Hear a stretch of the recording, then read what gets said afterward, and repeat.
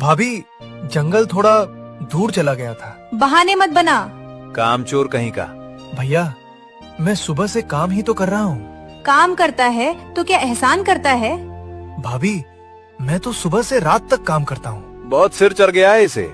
सुन ले हरिया, तू इस घर पर बोझ है, खाता यहाँ का है और बदले में कुछ नहीं करता। अगर रहना है तो चुपचाप रह, नहीं तो जहाँ जाना है चला जा।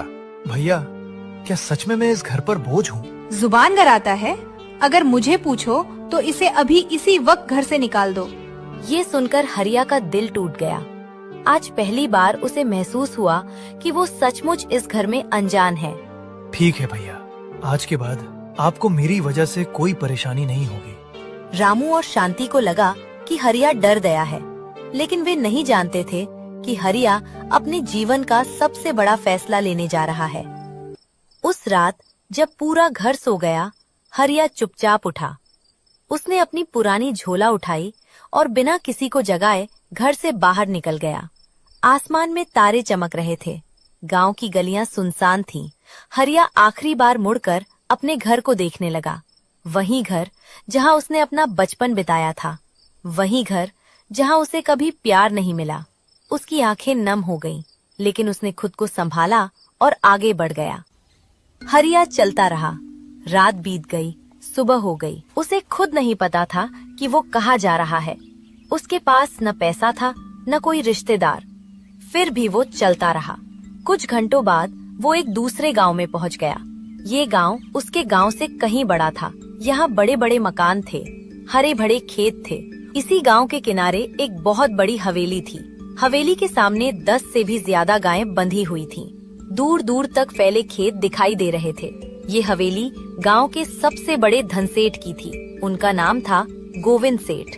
गोविंद सेठ के पास धन दौलत की कोई कमी नहीं थी। सैकड़ों बीघा जमीन, ढेर सारे पशु, अनाज से भरे गोदाम। लेकिन उनके जीवन में एक कमी थी। उनकी कोई संतान नहीं थी। खासकर कोई बेटा नहीं था जो उनके बाद सब संभाल सके। उसी समय उनकी नजर थके हुए हरिया पर पड़ी। बेटा, कौन हो तुम? मेरा नाम हरिया है सेठ जी। कहाँ से आए हो? पास के गांव से। क्या काम करते हो? जो काम दे दे वही कर लेता हूँ। खेत का काम, पशुओं की देखभाल, घर का काम। अगर मैं तुम्हें काम दूं तो करोगे? जी सेठ जी। मेरे पास 10 गायें हैं, बहुत सारे खेत हैं, सबकी देखभाल करनी होगी। मेहनत का काम है। मुझे मेहनत से डर नहीं लगता सेठ जी। ठीक है, मैं तुम्हें 3000 रुपए महीने दूंगा। रहने और खाने की व्यवस्था भी यही होगी। मंजूर है? हरिया को अपने कानों पर विश्वास नहीं हुआ। जिसे अपने घर में 2 वक्त की रोटी तक नहीं मिलती थी, आज उसे सम्मान के साथ काम और रहने की जगह मिल रही थी। हाँ सेठ जी, मुझे मंजूर है। मैं पूरी ईमानदारी से काम करूँगा। फिर क्या था, हरिया खुशी पूर्वक काम में लग गए। गोविंद सेठ की हवेली में आए हुए हरिया को कई महीने बीत चुके थे। इन महीनों में उसकी जिंदगी पूरी तरह बदल गई थी। यहाँ कोई उसे डांटता नहीं था, कोई उसे अपमानित नहीं करता था। हरिया भी पूरे मन से अपना काम करता था। सुबह सूरज निकलने से पहले उठ जाता, गायों को चारा खिलाता, उनके बाड़े की सफाई करता, गोबर उठाता, गायों को नहलाता, फिर खेतों से हरा चारा काट कर लाता। शाम को फिर पशुओं की देखभाल करता। दिन भर मेहनत करने के बाद भी उसके चेहरे पर शिकायत नहीं होती थी। हरिया भाई, तुम इतना काम करके भी कभी थकते नहीं हो क्या? काम से कोई छोटा बड़ा नहीं होता भाई।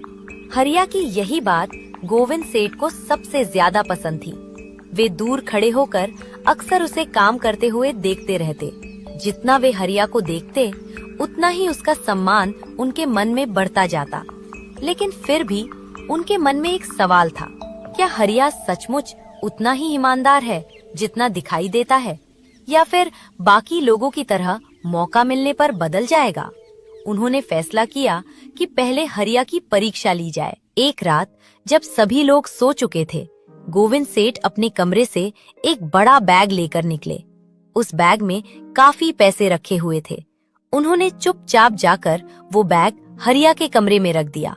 बैग ऐसी जगह रखा गया था जहां सुबह उठते ही हरिया की नजर उस पर पड़ जाए। फिर सेठ अपने कमरे में लौट आए। कल ही पता चल जाएगा कि हरिया कैसा इंसान है। अगली सुबह हरिया रोज की तरह जल्दी उठ गया। जैसे ही उसने कमरे का दरवाजा खोला, उसकी नजर उस बैग पर पड़ी। अरे, ये बैग यहाँ कैसे आया? उसने बैग खोला, अंदर बहुत सारे रुपए थे। इतने पैसे उसने अपनी जिंदगी में कभी एक साथ नहीं देखे थे। ये मेरा नहीं है, जरूर किसी का खो गया होगा। कुछ देर के लिए वो हैरान रह गया। हरिया बिना 1 रुपया निकाले सीधे गोविंद सेठ के कमरे में पहुंचा। सेठ जी, ये बैग मेरे कमरे में मिला है, शायद किसी का गिर गया होगा। अच्छा, तुमने देखा इसमें क्या है? जी, पैसे हैं। और तुम्हारा मन नहीं किया कि कुछ पैसे अपने पास रख लो? सेठ जी, जो चीज मेरी नहीं है उस पर मेरा हक भी नहीं है। ये सुनकर गोविंद सेठ की आंखें भर आईं। उन्हें वही जवाब मिला था जिसकी उन्हें वर्षों से तलाश थी। हरिया बेटा, आज तुमने मेरा दिल जीत लिया। सच कहूं तो ये बैग मैंने ही रखा था।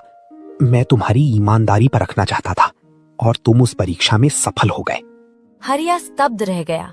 उसे विश्वास ही नहीं हुआ कि सेठ जी उस पर इतना भरोसा करते हैं। सेठ जी, मैंने तो बस अपना फर्ज निभाया। आज से मेरी सारी खेती, पशुओं का हिसाब किताब और कारोबार की जिम्मेदारी तुम्हारी होगी। लेकिन सेठ जी, मैं तो एक साधारण मजदूर हूँ। नहीं बेटा, साधारण मजदूर नहीं, तुम ईमानदार इंसान हो और ईमानदार इंसान सबसे बड़ा धन होता है। उस दिन के बाद हरिया की जिंदगी में एक और बड़ा बदलाव आया। अब वो पहले की तरह गोबर नहीं उठाता था, ना ही खुद खेतों से चारा काट कर लाता था। उसका काम अब सब कुछ संभालना था। मजदूरों को काम बांटना, खेतों की देख रेख करना,